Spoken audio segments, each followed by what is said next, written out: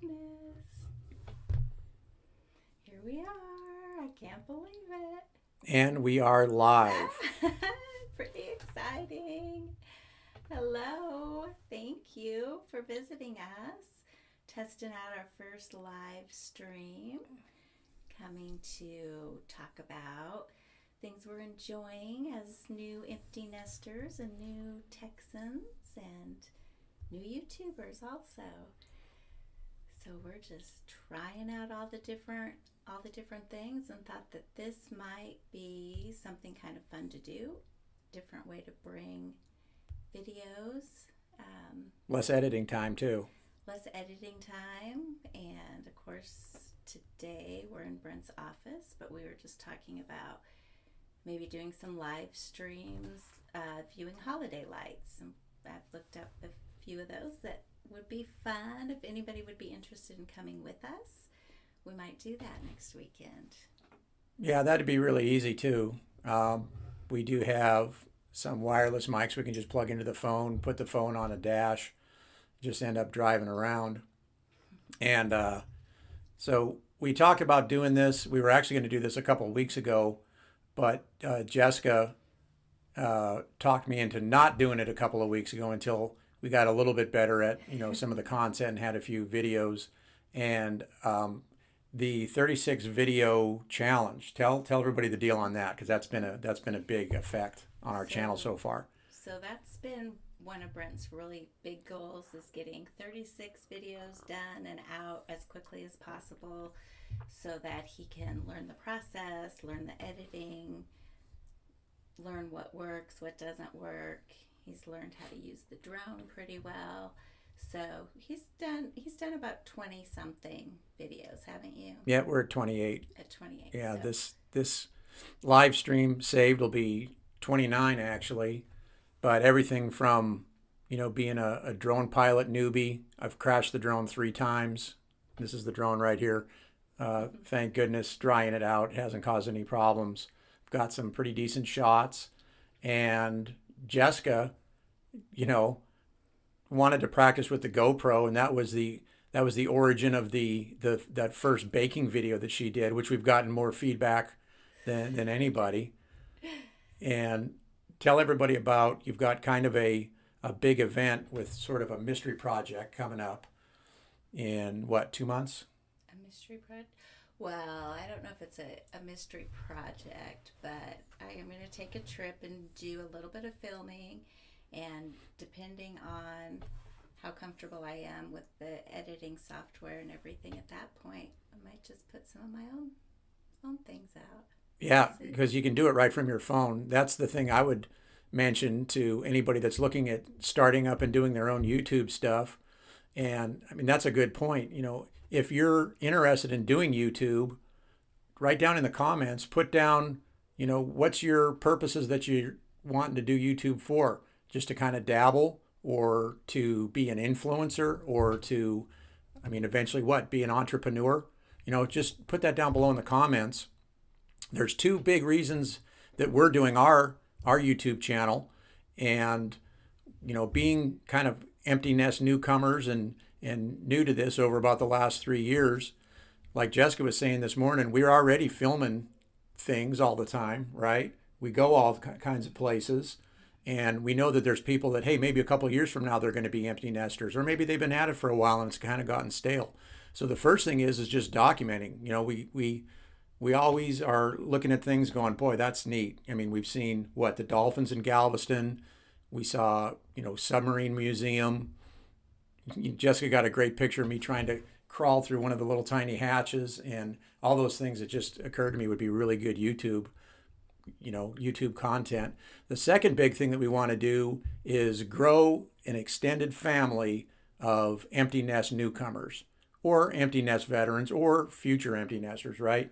We can show, if anybody asks, hey, I saw your YouTube stuff. What's the main purpose? What are you guys actually trying to do? And what I really say is, it's empty nest potential, right? What's the the options that are out there? What's the potential for things to do? And how much do things change from the days when you're doing dance recitals, softball tournaments, right? Those type of things. So if you've got any suggestions, we're always very keen to take suggestions from the Empty Nest community, right? The Read for Effect community. We take that real seriously. And if there's anything that you would like to see or any ideas that you have, I mean, we're going to look at every one of those, and as many of those as we can, we're going to put those into action. One thing also, you talked a lot about earlier when we were discussing this about, there's a difference, right, between putting photos in a photo album and having things for posterity. And so what's your main purpose? What kind of got you thinking about doing all this YouTube stuff?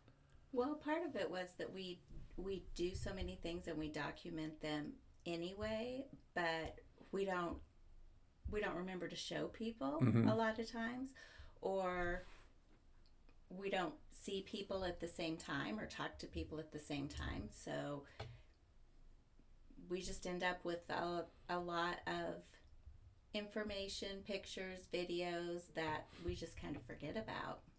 No, absolutely. You even made the point about when you have a story that you've heard a couple of times, even if it's your own story, right? After a while, you start to forget, who did I even tell that story to? So Jessica made the great point of, this is a way where we can do our story, do it upright, put a lot of polish on it. And, now that story's out there. You don't have to remember who you said what to. And then the other thing, and so here, another question, in looking at YouTube content creators, a real common term that they talk about is the different seasons of a person's existence, right? And so Jessica and I thought that was a great bit of terminology. We're in a different season now of our existence, and so give me two things that are really different now, or maybe unexpected from where we were at in the previous season of our life, which was raising kids, having kids in public school system. What are a couple of things that you've noticed that are significantly different? Well, the main thing that I anticipated, but I was shocked at what a big difference it was. I mean, obviously, that when your kids are grown, you're going to have a lot more time. But I didn't really realize to the extent, and how it's almost like, when you're a little kid and the days just seem really long, like that time from like dinner time until bedtime, or from the time you get out of school until bedtime just seems so long. That's kind of how it is, again, because you just have so fewer things to do. For sure. I mean, we're finding things to do and we're enjoying it, don't get me wrong, but it is very different. I kind of expected the older you get, the more time kind of speeds up, but it kind of slows down a little bit when you get to a certain point, I think. Well, and it could even just be fewer things that you have to go do, fewer lengths of time between events that are on the calendar. I mean, and that could be a big part of it. And so you can do silly things like make YouTube videos and play pranks on each other. And now, we, as we were kind of developing this, I know in my head, I thought about, okay, if you have some sort of programming or content, you've got to have recurring characters. If there's not recurring characters, right, then people really don't know what to expect. It would be like watching a sitcom, and every time there's different people on it. So this channel, actually, for anybody that's just picking up on us, we've actually got 6 primary characters. And so the first two, obviously, Jessica and myself, sitting right here. And the second two get fed out in the garage every night, and their names are Bitsy and Rocky, a couple of blue heelers, Australian shepherds. And then the last two characters are actually this little guy right here, Nigel, which is our drone that's already had the heck beat out of him, crashed and was submersed and flew into a tree, flew into a windowsill in an abandoned house, and still doing good. And then the last character is the truck, Venkman. And the story on why that truck is called Venkman, at Halloween, I had several groups of the trick-or-treaters that looked at that truck parked in the garage and were like, "Oh my goodness, that's a Ghostbusters wagon." And there's even one of the dads was like, "Bro, you need to have a Ghostbusters logo on the side of that thing." So therefore, we had to moniker it Venkman. The drone's name is Nigel, and that's actually a reference to my favorite comedian from Scotland, who is The guy with the gray hair. the guy with the gray hair, Billy Connolly. Billy Connolly had done, he said, a series of comedy relief gigs in Africa. And he was down somewhere, Malawi or Mozambique, and they got on a little tiny prop plane. And he said that's when it occurred to him that he prefers to fly with pilots that have proper British names. He says, I really like it if the pilot's name is something like Nigel. So that's why the drone is named what it is. There's Nigel there. Says it on there. Yeah, Nigel's got a whole bunch of replacement propeller blades. We haven't even had to swap any of those out yet. But again, if you're interested in getting into drones or using drones for flight, drones for photography, put down in the comments, what purposes you would have for wanting to get into drones. There's big drones, small drones. For goodness sake, now they even deliver packages with drones. I'll tell you that this one here, it's a DJI Mini 2. Cost right at about $600. I got great help from the young guy down at Best Buy in Oklahoma City, who you had a chance to meet, Andrew, right? Very nice. Yeah. Super nice guy. And Your drone guy. my drone guy, you got to have a guy. And he, we talked to him. He actually owns one and gave me a lot of good advice. So really excellent. And then the last thing that I'll mention is Jessica mentioned and reminded me that there was something that I had mentioned on a couple of videos early on that I still owe, I still owe the viewers that I mentioned. Kind of, hey, keep watching till the end, and I'm gonna review something. So what was it that you had to remind me of? A book review. Book reviews, right? And I do owe right now 2 book reviews. And if there's anybody that hadn't seen that video or hadn't watched it to the end, the first one is the autobiography of Sir Charles Chaplin, one of my all-time favorite books. And the other one is the biography of Colonel retired John Boyd, revolutionary military thinker. He's even been compared, they say he's like a combination between Sun Tzu and General Patton. So those are forthcoming.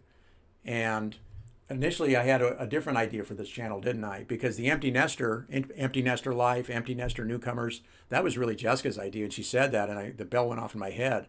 But initially, what had I told you I was thinking of doing for this channel? Book reviews. Right. And I even talked about like reading from books, right? I even talked about reading music lyrics and what did we run into on that? Why are we not doing that? Copyright. You can't read much. You can read a portion. You can read small portions of it, but yeah, you can't really read somebody else's entire material. But I think you still should do the book reviews. Oh yeah, absolutely. Yeah, and the point of the book reviews is I'm just going to do them off the top of my head. We here at Read for Effect vigorously adhere to copyright law. We're not interested. I don't think Jessica's interested in, accidentally using some sort of copyrighted information. So one of the first things that we actually did in starting this channel was I did a lot of reading about, hey, what are the YouTube community guidelines? And they really make a lot of sense.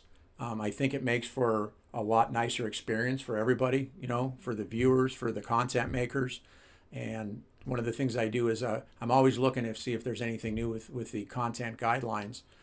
But in regards to books, I did bring a couple and some reviews that I have coming up, and I'll commit to these right now, right? Because I think the book reviews, they're a good thing. Jessica's going to be on a trip in a couple of months, and I can get a few of these book reviews knocked out. So one of the reviews I'm going to do is Bright Shiny Lie, and this is John Paul Van, an American in Vietnam. This is written by Neil Sheehan, Vietnam War correspondent. I actually read this about 20 years ago, and as you can see, I'm going through and reading it again. Excellent book. A lot of top quality analysis, very objective.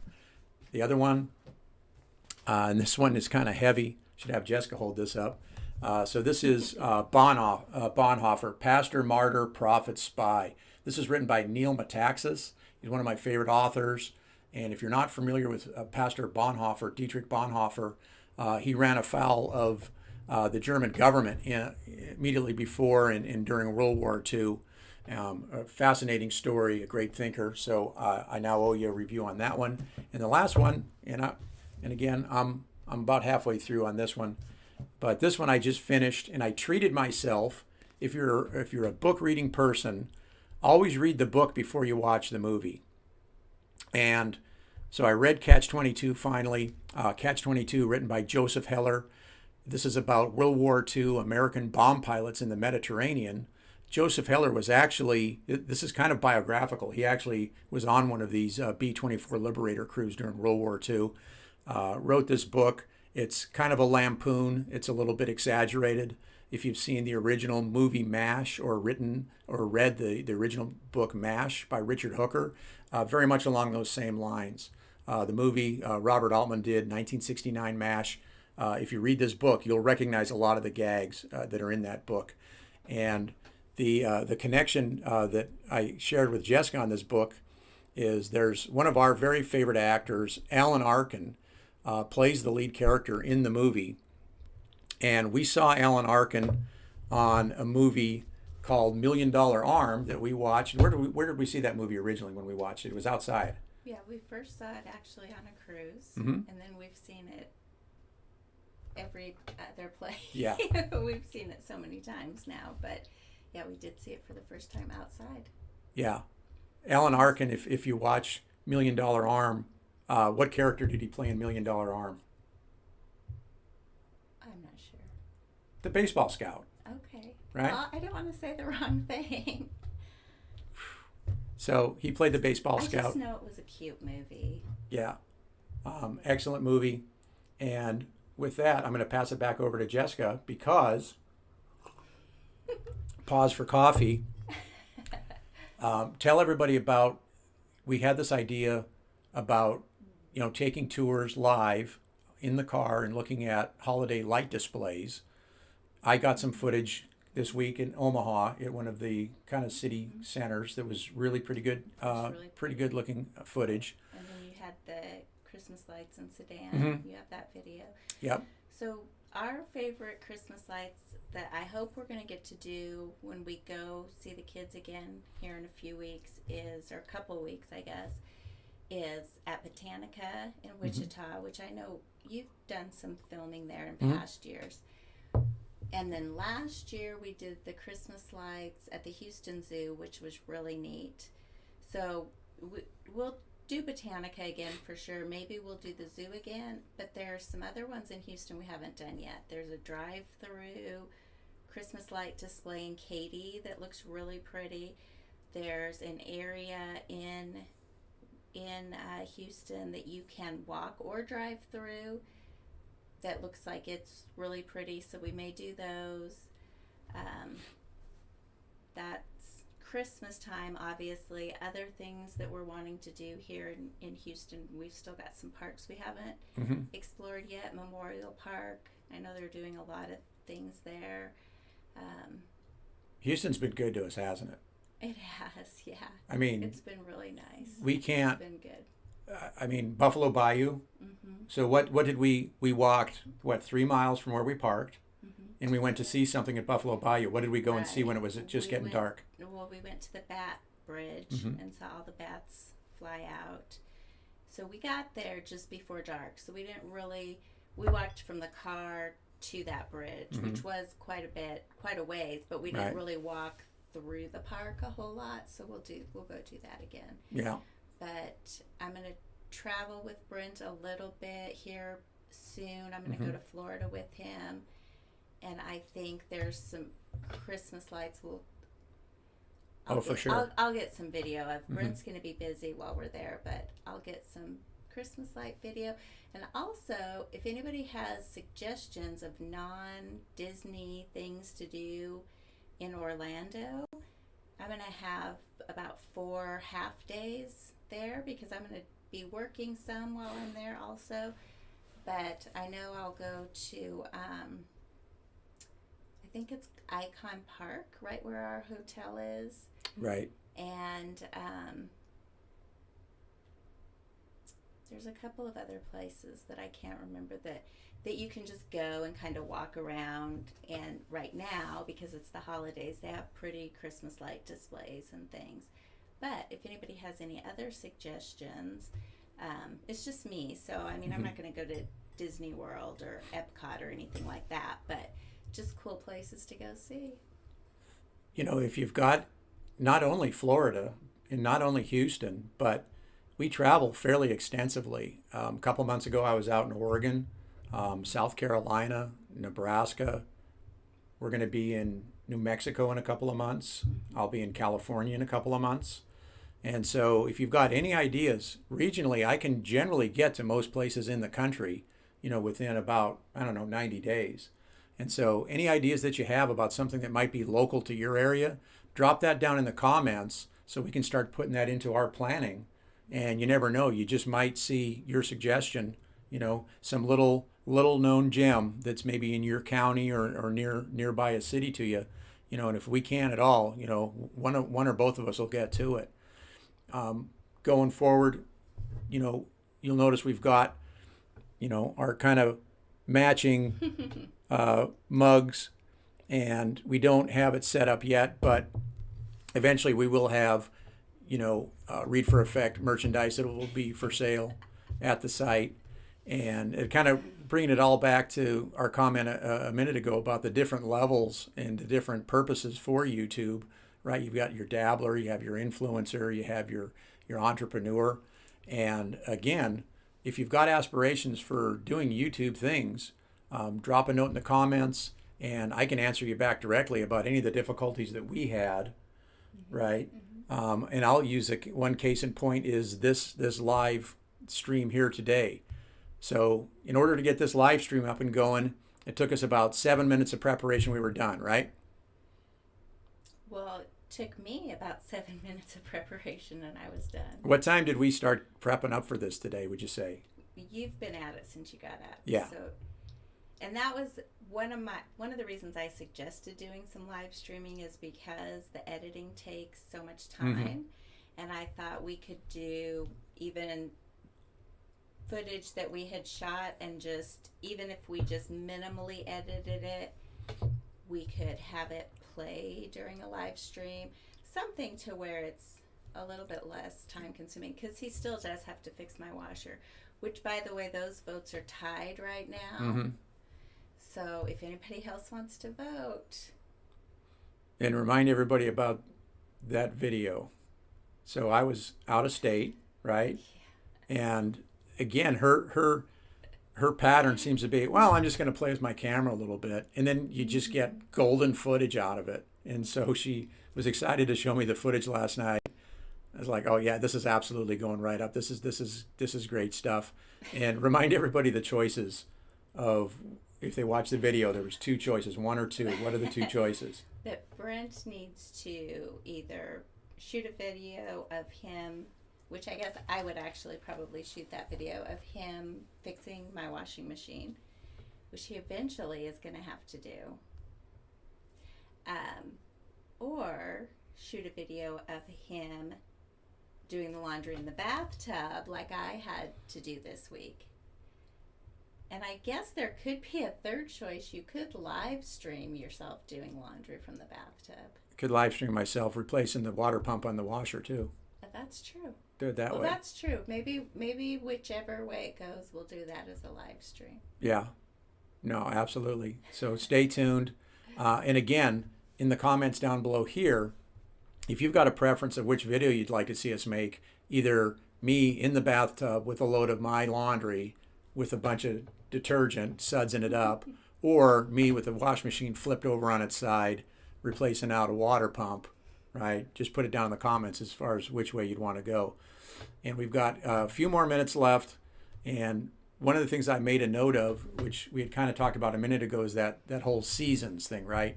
Because this channel is there to, try and build a community, build a family, right? A team of empty nesters, new empty nesters, veteran empty nesters, because people are in those different seasons of life. And the one thing that I would point out is I actually just, as kind of an exercise in prepping up for this video, doing my research on a personal basis. So for myself, formally, or personally, the seasons of life that I've had so far were formative, right? So my formative season, which everybody has. Next one is family, right? So I had a family season of life.